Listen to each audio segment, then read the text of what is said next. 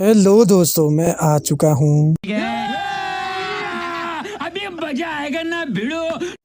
तो जैसा कि दोस्तों हमने पिछले एपिसोड में देखा था, रेन अपने साथियों के साथ उस घायल हुए लड़की कल्टीवेटर को ढूंढने के लिए मिस्टी फॉरेस्ट में जाने लगा था। अब आगे इस एपिसोड की शुरुआत में हमें फिर से बताया जाता है कि ह्यूमन बींग्स किसी तरह से इस प्लेनेट के कल्टीवेटर से बचते हुए अपनी टेक्नोलॉजी का यूज करके 3 कैंप क्रिएट कर लिया था, जिनमें से सबसे पहला बैटल सिटी, दूसरा सिटी ऑफ होप और तीसरा तिंदर सिटी।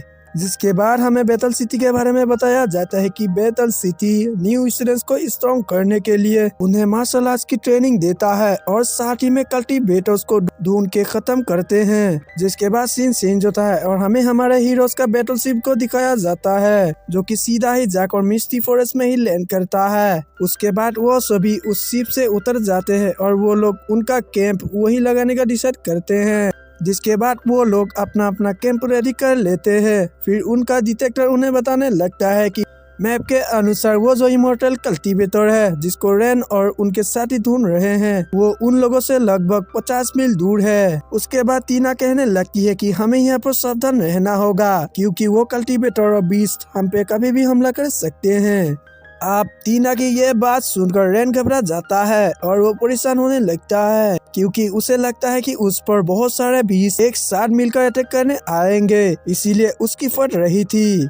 अब हम देखते हैं रेन की ऐसी हालत देखकर टीना उसे समझाते हुए कहती है, क्या बेकार की बात कर रहे हो, कुछ भी नहीं होगा और अगर ऐसा कुछ हुआ तो मैं हूं ना तुम्हें बचाने के लिए। और ये कहकर टीना उसके सर पर तपली बजाती है। जिसके बाद हमें रात का सीन दिखाया जाता है, जहां सभी लोग कैंप में सो रहे होते हैं और वही टीना बाहर पहरा दे रही थी। लेकिन तभी रेन उठकर टीना के पीछे जाने लगती है, जिसे टीना भी देख लेती है। उसके बाद वो दोनों बैठकर बातें करने लगते हैं, जहां रेन कहने लगता है कि क्या सच में मैं यूजलेस हूँ, क्योंकि सभी लोग मुझे परेशान करते हैं और मैंने अभी तक अपना होली सोल भी अवेकन नहीं किया है, तो क्या सच में मैं बेकार हूँ। तो जिस पर हम देखते हैं टीना उसे दिलासा देते हुए कहती है कि तुम बेकार होते तो क्या मैं तुम्हें इस मिशन के लिए चूज करती, और हाँ, तुम्हारे अंदर कोई और बात है जो कि हमेशा ही तुम्हें दूसरों से अलग बनाती है।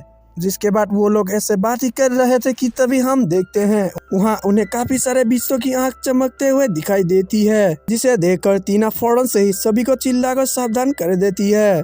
अब टीना की आवाज सुनकर बाकी सभी अपने अपने गन्स वेपन्स वगैरह लेकर कैंप से बाहर आ जाते हैं और उन बीस्तों का खात्मा करने के लिए रेडी हो जाते हैं। अब हम देखते हैं जैसे ही टीना फायर करती है तो वो सारे बीस्त बाहर आने लगते हैं, जो कि असल में छोटी छोटी एंट्स होती है। अब उन बीस्तों को देखकर उनका डिटेक्टर उन्हें इंफॉर्मेशन देने लगता है, जो कि बताता है कि ये डी लेवल के बीस्ट है, जो कि इंसानों के साथ साथ बिजली भी खाती है और इनकी ये खासियत है कि ये हमेशा ही ग्रुप्स में अटैक करते हैं, इसीलिए इन्हें हराने के लिए इनके ग्रुप्स को डिस्ट्रॉय करना होगा। इसके बाद हम देखते हैं उन लोगों के बीच फाइट शुरू हो जाता है, जो कि सच में काफी ज्यादा खतरनाक तरह से हो रही थी और सभी लोग अपने अपने स्किल्स को दिखाते हुए उन चींटियों से फाइट कर रहे थे। जहां हम देखते हैं लिंटन बड़े आसानी से अपनी सोच से उन चींटियों को एक ही स्लैश से खत्म कर रहा था और वही दूसरी तरफ सैन भी अपने बेल फॉर्मेशन से उन चींटियों को आसानी से खत्म कर रहा था और वही वो चौथी लड़की भी उन चींटियों को अपनी स्वord से मसल रही थी। लेकिन हम देखते हैं जब हमारा हीरो उन चींटियों पर अटैक करता है तो वो चींटियां आसानी से उसके अटैक्स को दर्ज कर रही थी, जो कि सच में काफी ज्यादा फनी सीन होता है। जिसके बाद एक चींटी रेन के पीछे आ जाती है, जिसे देखकर रेन भी डर गया था, लेकिन वो चींटी रेन पर अटैक कर पाए उससे पहले ही टीना आकर उस चींटी को खत्म कर देती है और फिर वो रेन से कहती है कि तुम्हें डर लगे तो तुम मेरे पीछे रह सकते हो। तो उस पर रेन कहने लगता है कि मुझे थोड़ा सा टाइम दो, मैं इन चींटियों को काफी आसानी से मसल लूंगा।